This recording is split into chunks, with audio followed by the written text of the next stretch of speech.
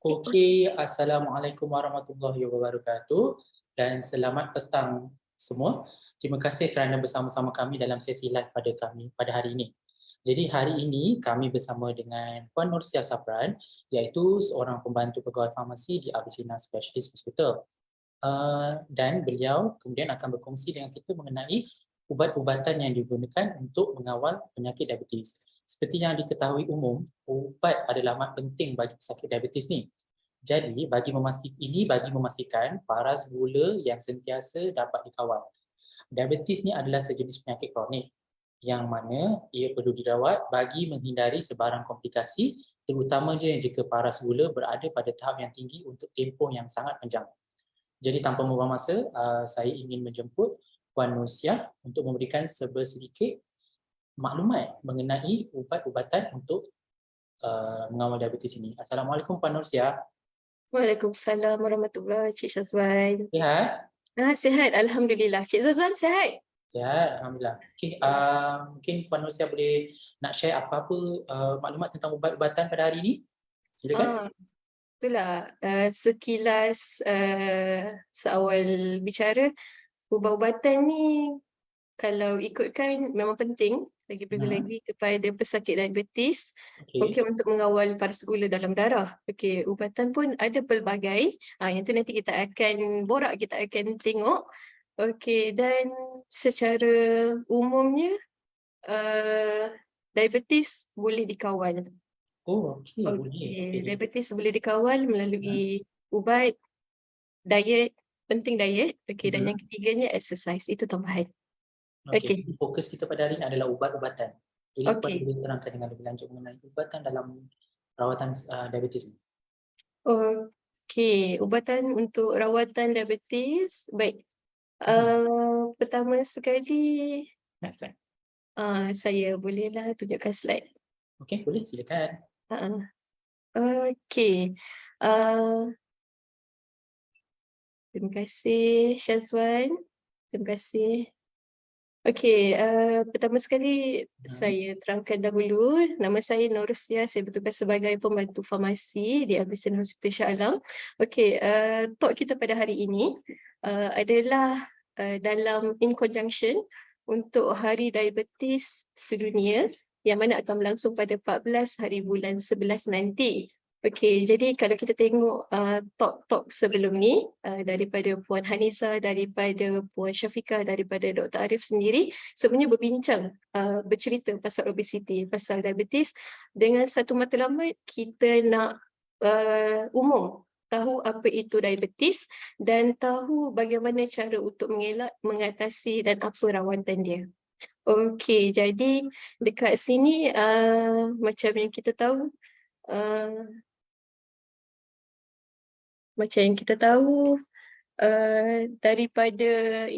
daripada statistik yang dikeluarkan, okey, 1 daripada 5 dewasa yang berumur 18 tahun di Malaysia mengalami diabetes ataupun menghidap penyakit diabetes. Okey, kalau nak tahu Syazwan, saya pun pernah mengalami diabetes, tapi GDM lah masa mengandung dulu. Tapi alhamdulillah sekarang ni dah hilang lah. Lepas bersalin tu hilang lah. Alhamdulillah, selepas bersalin dah hilang. Lepas tu kita harap data 1 daripada 5 orang yang menghidap diabetes ni dapat dikurangkan. Itu harapan kami. Okey, dan bila kita cakap pasal ubat juga, ubat ni dekat dengan kita. Betul Syazwan? Bila kita sakit, kita makan ubat. Betul. Okey, betul. Okey, jadi apa harapan kami? Kita kenal apa ubat yang kita makan. Kita kenal apa nama ubat, kita kenal berapa kekerapan, berapa mg kekuatan of ubat kita, so that info-info tu, andai katalah kita masuk ke hospital ataupun menerima sebarang rawatan, okey, dapat dibagikan sebagai info kepada para petugas kesihatan. Sebab benda tu sangat penting. Jadi kenal ubat kita. Alright. Dan faham balik apa itu diabetes. Okey, jadi diabetes macam kita maklum, apabila paras gula dalam darah tinggi dalam tempoh masa yang panjang. Okey, kenapa dia tinggi? Mungkin disebabkan oleh kekurangan insulin untuk mengawal paras gula ataupun berlakunya kurang keberkesanan insulin itu sendiri. Okey, jadi kat sini kita tahu insulin tu sangat penting, yang mana insulin sebenarnya adalah hormon ataupun kunci untuk masukkan gula dalam darah ke dalam sel badan. Alright, dan ditukarkan kepada tenaga.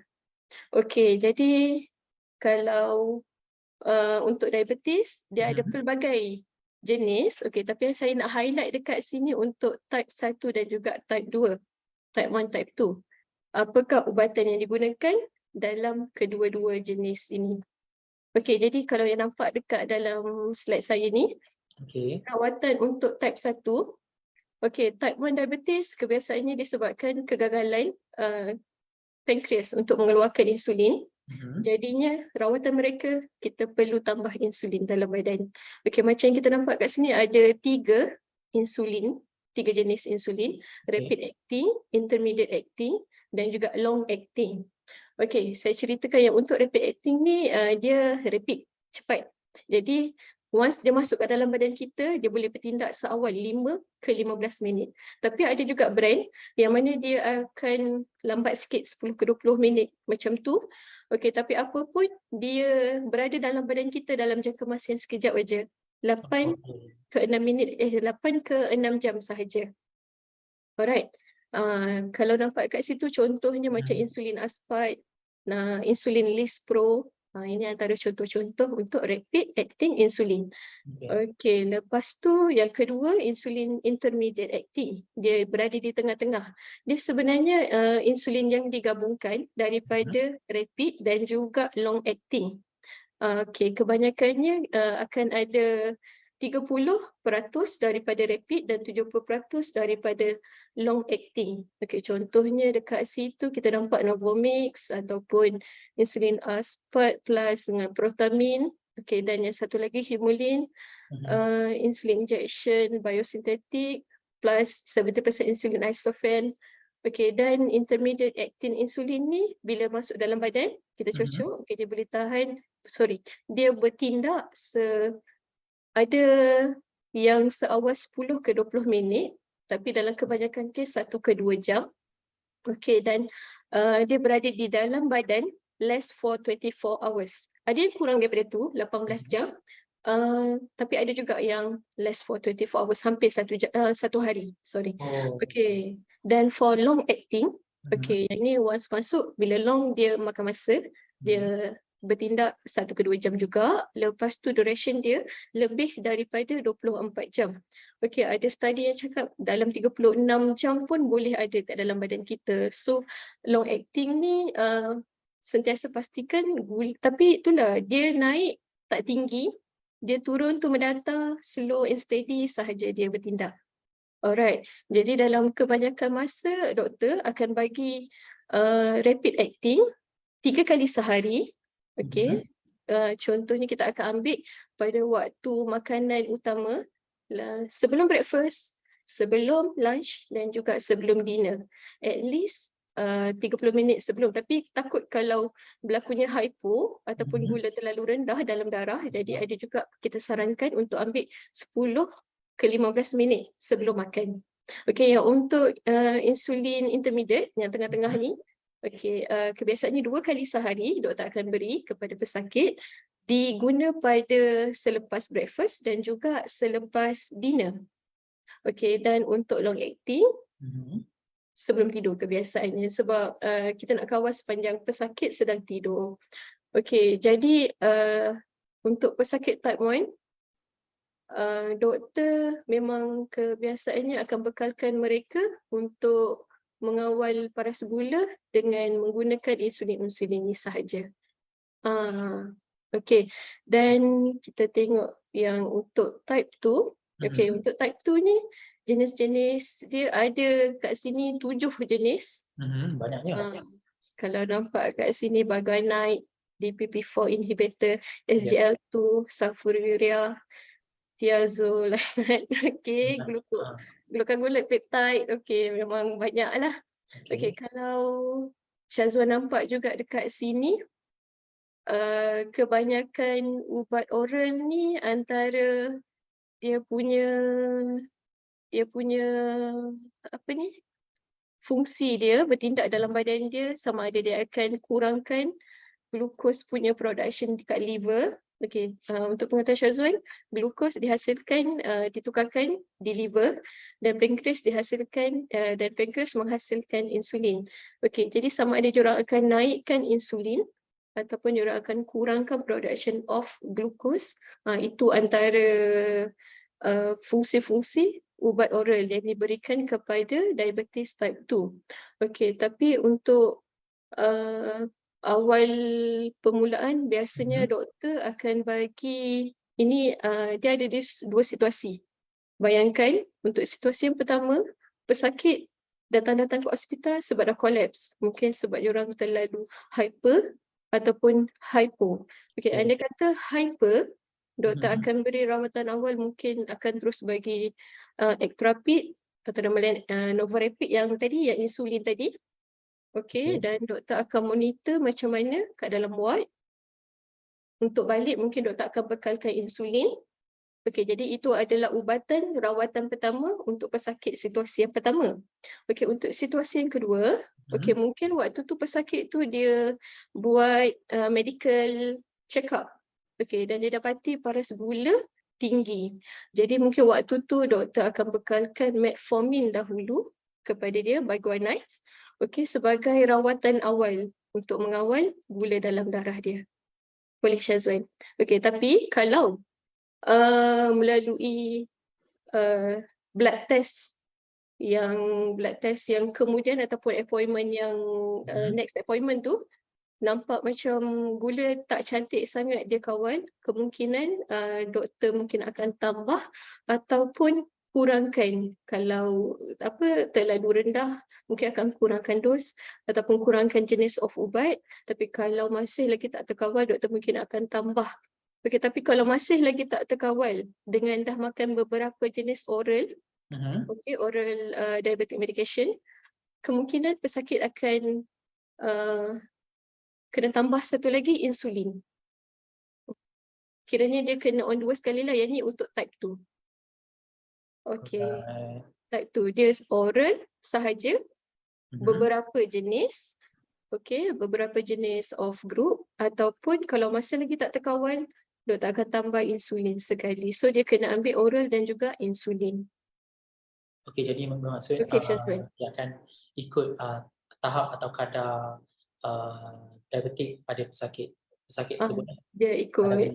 Kadar gula pesakit tersebut. Okey, jadi mungkin tadi Puan dah terangkan sedikit sebanyak ubat-ubatan yang digunakan untuk pesakit diabetes. Tapi jadi soalan pertama saya, kalau saya boleh tanya, apakah peranan sebenarnya seorang pegawai farmasi? Kan banyak ubat kan. Ada macam kalau pesakit tu kena makan ubat, and then ada yang insulin pula. Jadi apa peranan pegawai farmasi dalam membantu pesakit? Sebab umum mengetahui pesakit diabetes ni terdiri daripada kalangan orang tua. Okay, jadi macam mana usually farmasis ataupun pembantu farmasi akan membantu pesakit-pesakit ni? Okey, baik. Terima kasih Syazwan.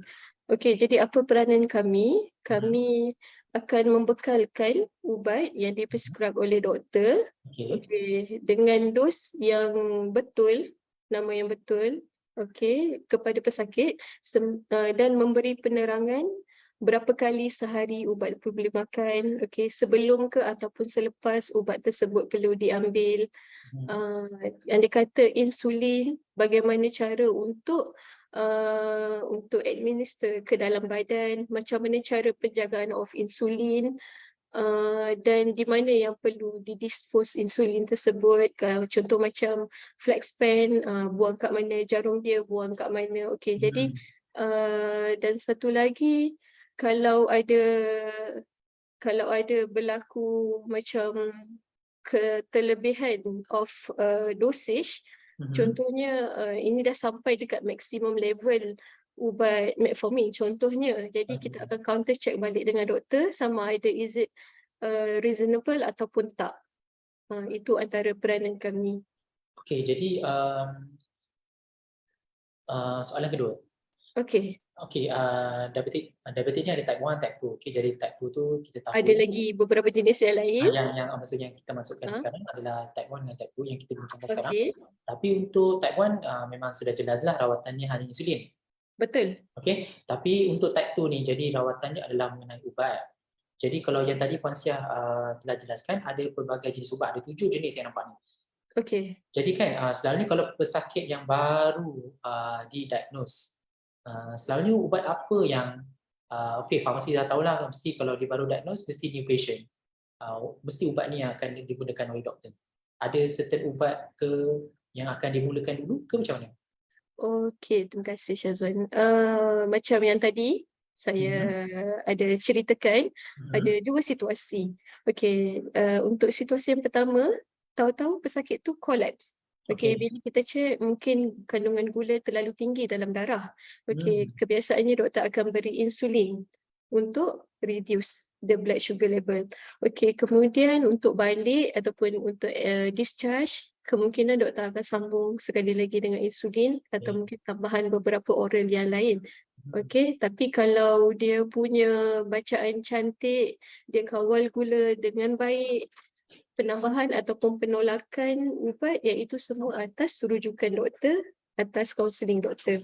Okey, ada satu lagi situasi, mhm, yang ini macam saya cerita, dia mungkin buat medical check up. Okey, dia tengok dia punya gula tu tinggi. Okey, mhm, jadi doktor mungkin as a first line treatment, doktor akan beri metformin kebiasaannya, metformin. Bioganex kalau nampak dekat sini. okey. Okey, yang mana dia akan decrease glucose production in liver.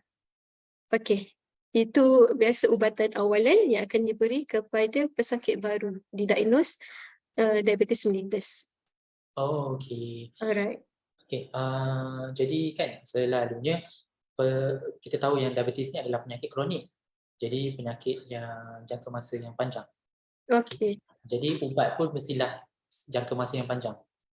Jadi betul. ada ke tidak ubat-ubatan yang memberi kesan kepada pesakit ataupun kesan Ba sampingan lah?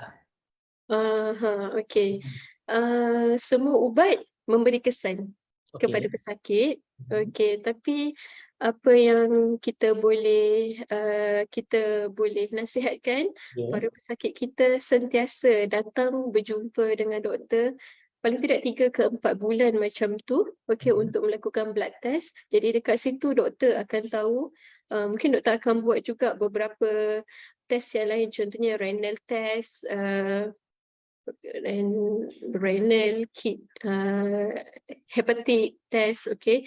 Jadi dekat situ tahu, uh, macam mana keadaan badan kita, sama ada ubat yang diberi itu dalam range yang betul ataupun tidak. Mhm. Jadi doktor akan plus minus dekat situ macam mana. Jadi yang kat sini penting untuk sentiasa consult with doktor. Jadi Ah, macam mana tu kalau, Puan encounter patient, aha, mereka sakit yang, uh, tidak mematuhi, aturan ubatan. Just aha, because dia dengar ura-ura, kalau saya makan ubat ni nanti saya punya ginjal rosak, saya aha, punya hati rosak, saya betul. akan lebih, macam-macamlah dia punya alasan. Jadi macam mana sebagai seorang pembantu farmasi menjelaskan hal ini kepada pesakit? Okey, betul betul. Memang dalam, masyarakat kita, masyarakat semua dekat hujung jari je kan, Hmm, dapat pula nasihat daripada yang terdekat, kawan, rakan, betul, penjual segala. Jadi dia pun tak makanlah ubat hospital dan dia lebih percaya ubat hospital menyebabkan kegagalan buah pinggang, betul. hati, segala. Okey, jadi apa yang kami boleh, bantu di sini sentiasa memberi kesedaran kepada mereka setiap ubatan ni kita dah lalui clinical study. Ubat-ubatan ni selamat untuk dimakan dan doktor akan selalu ataupun sentiasa pantau melalui blood test, kidney, urine, everything. Okey, untuk pastikan ubat-ubatan yang diterima berkesan untuk mengawal paras gula dalam darah, okey, dan masih lagi selamat kepada badan. Oh, Okey. okey. Jadinya itulah kita kena sentiasa beri nasihat. Sebab nak cakap benda tu tak bahaya, kita masih ada kawalan dia. Okey, Jadi boleh Syazwan. jadi memberi nasihat untuk yang tahu yang kita sentiasa mengawal uh, Betul. mengawal Sebab supaya kalau gula terlalu tinggi dalam darah pun hmm, bahaya juga tu. betul, dia boleh menyebabkan Ah, kegagalan buah pinggang dan betul. kegagalan organ-organ yang lain lah kalau Dan gula organ-organ yang tinggi. lain. Okey. Betul Syazwan. Jadi selalunya kebiasaannya soalan seterusnya, kebiasaannya pesakit diabetes mengambil ubat sepanjang hayat. Okey. Benar atau tidak? Uh, pada situasi tertentu Aha, benar, pada situasi yang lain tidak. okey. Okey, sebab apa? Okey, saya ceritakan yang untuk type 1, yang ni lain. Memang Okey, pankreas tak boleh nak menghasilkan, jadi memang betul. sampai bila-bila dia memang kena dapatkan insulin. Okey, Okey. tapi yang untuk type 2, Mhm. okey, daripada diet, exercise, benda ni boleh dikurangkan Okey. penggunaan ubat dan mungkin juga boleh bebas daripada ubat. Yang penting sekali kita kena disiplin diri untuk ubah diet, lifestyle kita. Okey, modification lifestyle changes tu memang sangat penting kalau ikutkan. Okey, dan kami harap para pesakit sentiasa tahu diet yang mereka buat. Jadi kalau nak tahu diet ni kena rujuk kepada our dietitian lah untuk Mhm. tahu yang lebih lanjut lagi. Lepas tu exercise. Exercise pun tak payah nak heavy-heavy sangat. Kita dapat jalan-jalan kaki pun okey dah. Ataupun buat angkat-angkat benda berat sikit pun okey dah. Asalkan tak ada terduduk aja kan. Okey, dan ubat ni dia macam tambahan lagi. Tapi macam yang tadi Syazwan tanya sama ada sampai ke akhir usia atau tak, benda tu boleh diubah. Boleh dikurangkan ubat tersebut dan mungkin juga boleh stop. Tapi apa pun atas rujukan ataupun consultation of doktor. Ah, Okey. Jadi ubat boleh dikurangkan dan mungkin juga boleh tak ambil hmm, langsung untuk tak ambil sepanjang langsung. hayat. Okey, Betul. sebab mereka selalu kaitkan kalau ubat ambil sepanjang hayat, nanti ginjal kita rosak. Jadi bila ginjal kita rosak, buat apa saya makan ubat hospital? Jadi Ah, ada timbul spekulasi ataupun kata-kata yang begitulah, cakap-cakap gitu. Okey, soalan seterusnya sebagai seorang pesakit diabetes, kadang-kadang malas datang hospital, malas pergi appointment kan. Jadi ubat-ubatan yang mereka ada tu, boleh ke mereka ambil dekat farmasi mana-mana yang berdekatan dengan rumah mereka?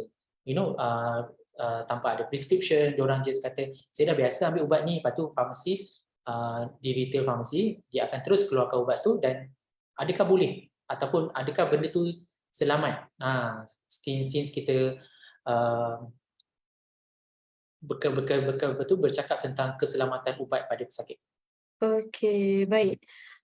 Setiap ubat dia ada poison type. Okey, Okey, contoh dekat sini untuk ubat diabetes, kebanyakannya jatuh poison type B dan juga type C. Maksud dia untuk B, pesakit boleh dapatkan di hospital yang doktor prescribe ataupun di farmasi retail tapi dengan kehadiran pakar ataupun pegawai farmasi.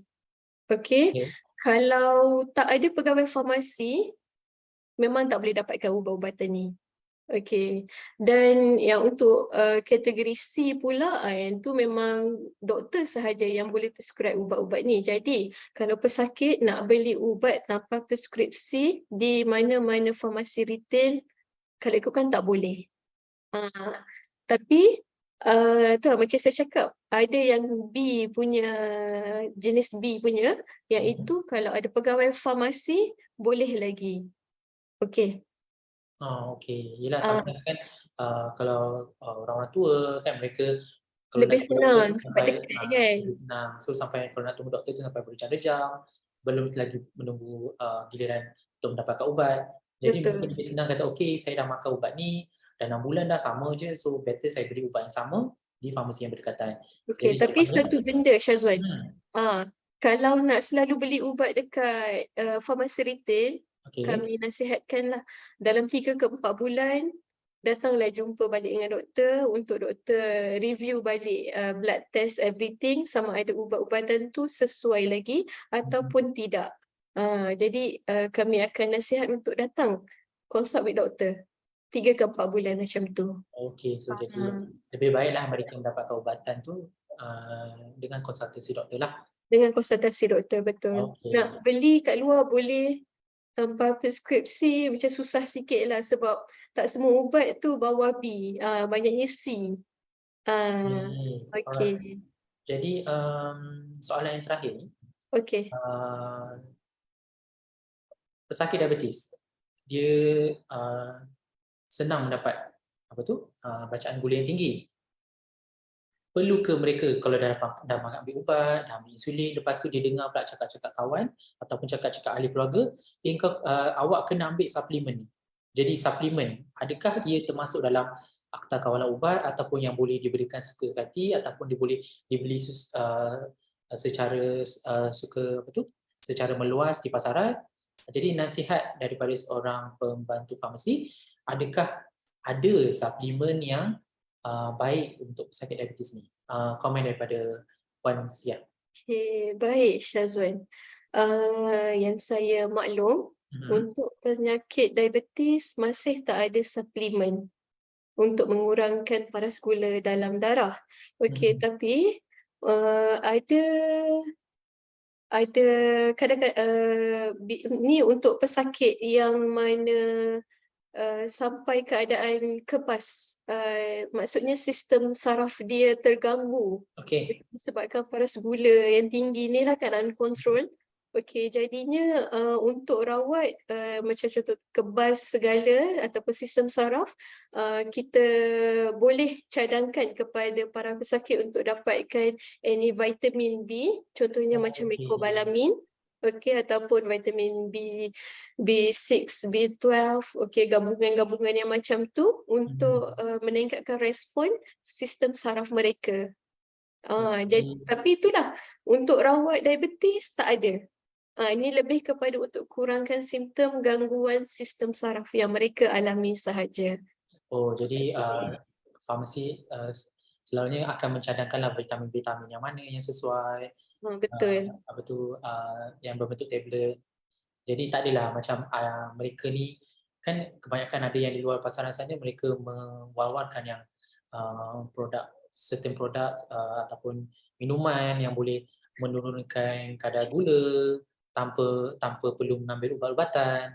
Jadi this sort of claims yang membuatkan pesakit diabetes tu keliru sebabkan kalau kita lihat pesakit yang makan ubat selama 1 hingga 2 tahun, tapi kalau dah bertahun-tahun makan ubat, jenuh juga. Jadi apabila ada orang yang memberikan Memperkenalkan. memperkenalkan solusi yang lebih mudah, mereka akan berfikir why not?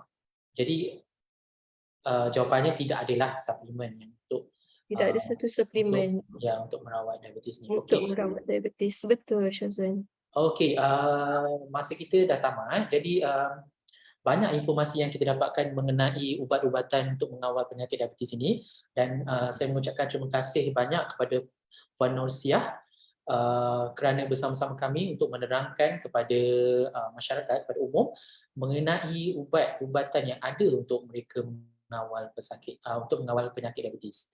Terima kasih banyak. Sama-sama Syazwan. Syazwan, boleh saya tambah sedikit lagi? Boleh silakan. Okey, baik. Bagi pihak farmasi, apa harapan kami, para pesakit dapat compliance ataupun ambil ubat mereka pada dos yang di-prescribe, okey, yang doktor beri pada kekerapan, contohnya 2 kali sehari, 2 kali sehari lah, 3 kali sehari, 3 kali sehari, Okey. dan setiap hari tanpa tanpa tanpa tanpa ada skip. Okey, memang biasa ubat diabetes kena ambil hari-hari, kan? Okey, itu satu. Yang Betul. keduanya, sentiasa maklumkan keadaan diri sakit apa kepada keluarga, jiran dan juga rakan. So that andai katalah kita collapse, jadi diorang tahu apa tindakan awal yang perlu diberi. Mungkin perlu beri segelas air gula ataupun gula-gula mungkin sebab waktu tu hypo, tapi mungkin juga waktu tu hyper. Okey, apa pun bagi tahu kepada keluarga, jiran ataupun rakan kita situasi kesihatan kita. Dan yang ketiga, saya sangat berharap para pesakit diabetes selain daripada makan ubat, kawal diet dan lakukan senaman yang mana yang boleh lah. Jangan apa kuat sangatlah. Ikut keadaan. Kalau ringan pun alhamdulillah lah dah okey dah. Jadi 3 benda tu ubat, exercise dan juga diet. Boleh. Itu Okey. yang saya harapkan daripada kami pihak farmasi. Okey, good news Puan Sia. Kami ada satu soalan, ni mungkin soalan terakhir lah ya daripada Facebook. Daripada Okey. Khairul Anwar Azmi. Assalamualaikum Puan Sia. Saya ada soalan berkaitan dengan sanak saudara saya sendiri, di mana beliau ingin bertanya, adakah boleh pesakit diabetes yang baru saja didiagnos pesakit diabetes still masih maintain habit kerap makan buah serta madu? So dia pesakit diabetes tapi dia kerap makan buah dan madu sebelum tidur.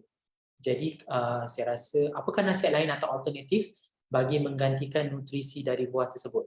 Pesakit berumur 50 dan tiada sakit lain. Okey, Jadi baik. apa komen Puan? Silakan. Untuk Okey, Khairul baik Anwar. Syazwan. Pertama sekali sebab dia dah habit kan, jadi nak stop habit ni dia makan masa sikit. Dan yang kedua, apa yang diambil tu buah-buahan dan juga madu. Kita tahu kedua-duanya adalah karbohidrat ringkas, gula ringkas. Dan dia boleh menyebabkan insulin naik dengan tinggi. Okey, jadi dekat situ apa yang saya boleh kata, kena kurangkan habit tersebut. Okey, kalau tak dapat juga mungkin dia kurangkan portion of buah tu daripada mungkin dia ambil dalam sebiji apple, kurangkan kepada satu, kita belah kepada 4, kiranya 1/4 sahaja daripada buah apple tersebut. Dalam masa yang sama, Ya. makan ubat. Makan ubat macam biasa. Okey, tapi itulah apa pun kena sentiasa pantau gula dalam badan. Okey, macam mana kita nak pantau adanya dekat rumah contohnya glucose meter. Okey, jadi dekat situ kita tahu gula kita macam mana, makanan ataupun diet yang kita ambil tu dan juga dengan ubat kita tu okey ke tak. Boleh. Tapi itulah, untuk lebih lanjut, untuk bahagian pemakanan, saya sarankan untuk dapatkan rundingan daripada pakar pemakanan kami, our dietitian. Boleh? Okey. Okay. Okey, terima kasih banyak atas komen ataupun jawapan daripada Puan Sia. Jadi jika tiada apa-apa lagi, saya ucapkan terima kasih banyak sekali lagi kerana bersama-sama kami dalam Facebook Live kami pada kali ini. Okey, tanpa membuang. Jadi itu saja. Terima kasih Puan Sia. Terima kasih Syazwan. Okey, Assalamualaikum. Waalaikumsalam.